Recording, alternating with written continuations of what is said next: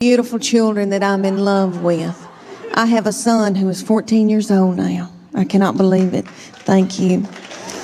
And I have two little girls that are 11 and 9. And my baby child is in 4th grade now. I cannot believe it. When she went to kindergarten a few years back, that was going to be the first time that I was going to be by myself all day long from 8 to 3, all by myself. I nearly grieved myself to death. I thought, Lord, what am I going to do with all this time on my hands? I hope I don't get hooked on whiskey and start honky-tonking.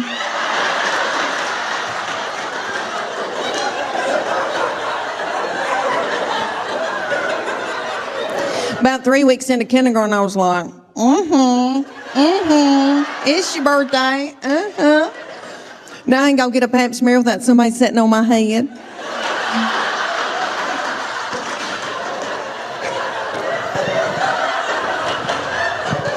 I'll never forget the day that I found out about her, and I feel terrible about it now. But I was overwhelmed.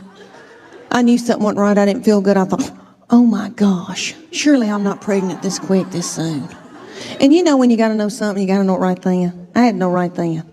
I grabbed up my 2 babies and diaper bag and all that stuff you take with you everywhere you go, and I went to the Walmart in the foothills of the Appalachian Mountains.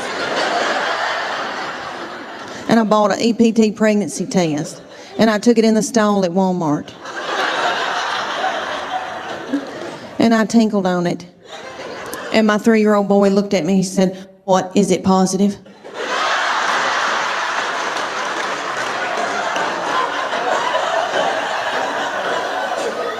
And it was. So I drove home just as fast as I could, and I called my husband at work. And I said, "You're trying to kill me, aren't you? With a slow vaginal death. Is that what you're trying to? Well, you're not going to. You better get home right now, because I'm going to walk out in the woods and let the animals eat me."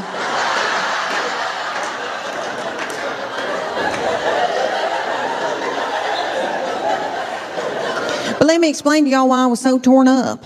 I had a 13-month-old baby girl in diapers and a 3-year-old little boy in Superman panties with doo-doo balls falling out.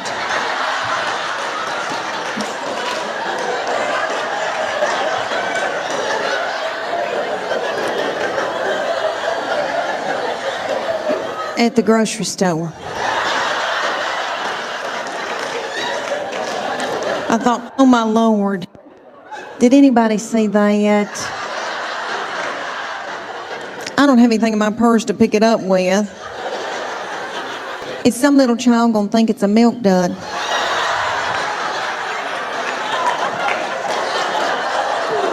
Let's just keep on moving, everybody, just keep on moving.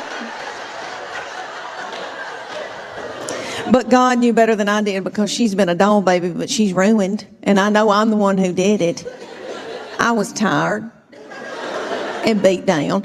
So, anybody here who has more than 2, you know, good night by that 3rd and 4th one, you got to let them do what they got to do, you know. She still cries over anything. She cries because she knows she gets her way. I said, what's she crying about? She wants your toy? Well, just give it to her.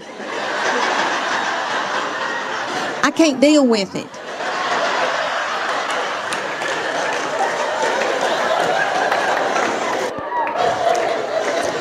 But she's a quirky little thing and fun. She is. She enjoys office work.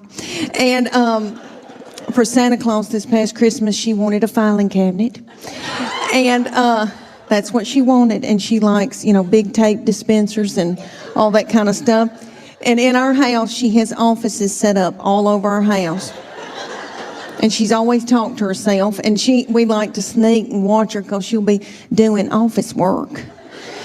And she has her little Barbie phone or cell phones and old cordless phones, and she'll be calling people up and chewing them out over the phone. She says, well, if you can't get this order in, I'm taking my business elsewhere. She says she wants to work for Geico when she gets older. For her 8th birthday, you know how mamas will call you and say, what's she into? What can I get her? And I said, well, she needs office supplies.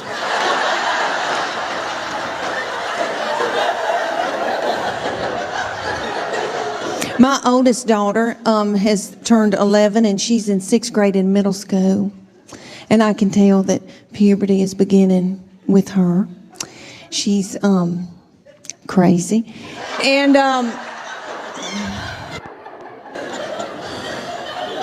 she's mean as a snake. And we're scared to death of her, but we just tiptoe around her. She cries a lot. She doesn't know why, and she tells us, I don't know why I'm crying. And we just try to get through it. But I'm telling you, she can run a household. She's a grown woman. She has been ever since she got here. So I said, you're going to have to come in here, baby. I said, your daddy's going to take care of y'all. I'm going to Nashville for like 3 days. She busted out crying. I said, what's wrong? She said, don't leave us with him. He doesn't know where the food is.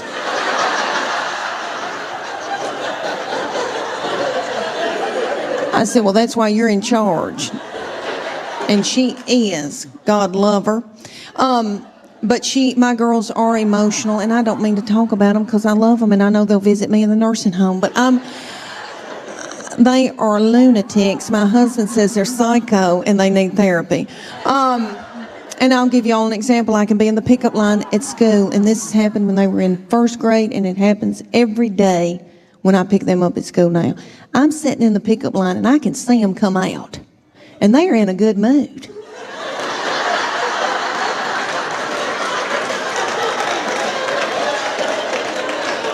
And they're goosing each other and giggling and doing and talking and having a good time. They're waving to the teachers and the principal. Bye.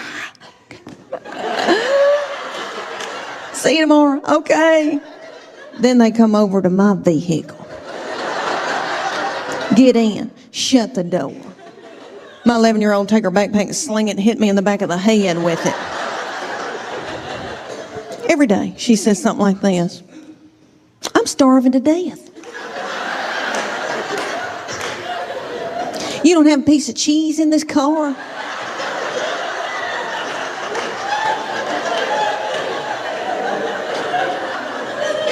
Your driving's making me car sick.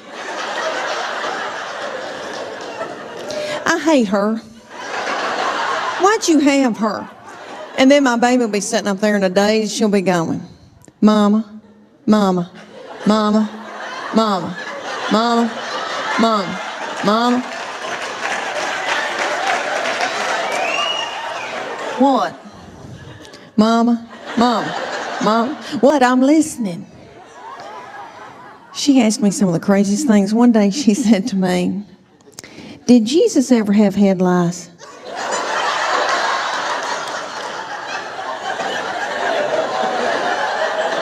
How do you answer something like that? I said, well, baby, if he did, I know he healed it. And then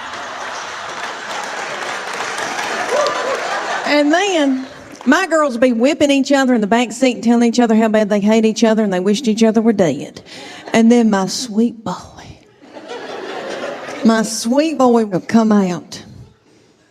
He'll get in and he'll say, you know, they're building a new Home Depot up on 281.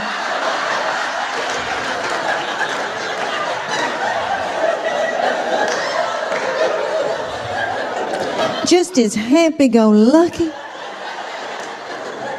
He's just like this. He's been like that all of his life. He's 14. He's never sassed me. I know people say it's coming. I'm telling you, I don't think it will. And I'm in love with him. My husband says I have an unhealthy obsession with him. Whatever. And he's the only one of all my family that doesn't give me any crap. So yes, I am in love with him, and that doll, we want the best for him, and we want the best for these children. We want them to be involved in. My middle one, we go and get spray tans together, and I love them, and I feel thinner in them. If you're going through a hard time, go get a spray tan. Makes you feel like a movie star.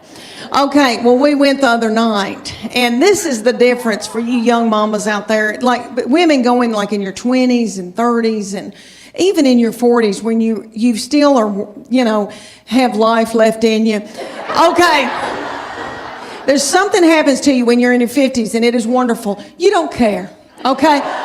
You don't care about anything. All right. We go to get a spray tan, and y'all know about Snapchat. There's a thing called Snapchat where you can video somebody and send it to your friend. Okay. Or send it out to the world, I guess. All right.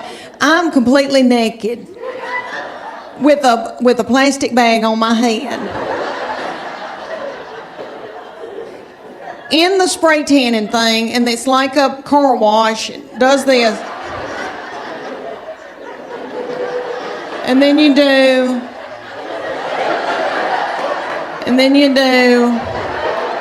And then you do. Okay. And when it's cold outside, it feels like needles going in you. It's so cold. Oh, that's awful. But anyway, she started filming me on Snapchat, completely nude. Now, in my 30s and 40s, I would have been hysterical, and I would have been in a ball, and I would have been so torn up. In your 50s, at first I was like, and then I was like, I don't care.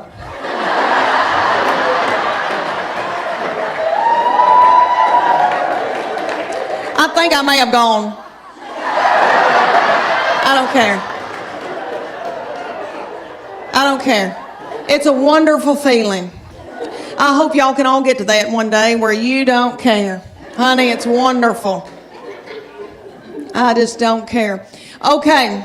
All right. She is a beauty. And I know every crow thinks theirs is the blackest, but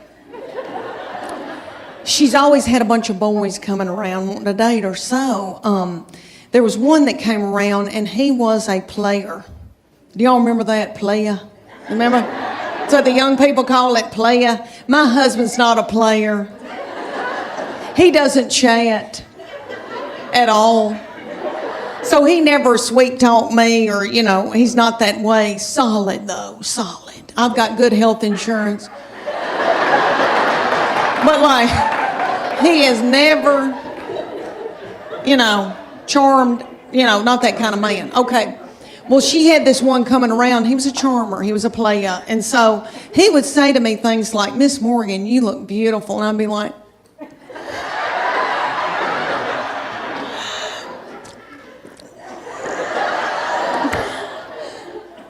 can I make you a casserole? And eventually they broke up.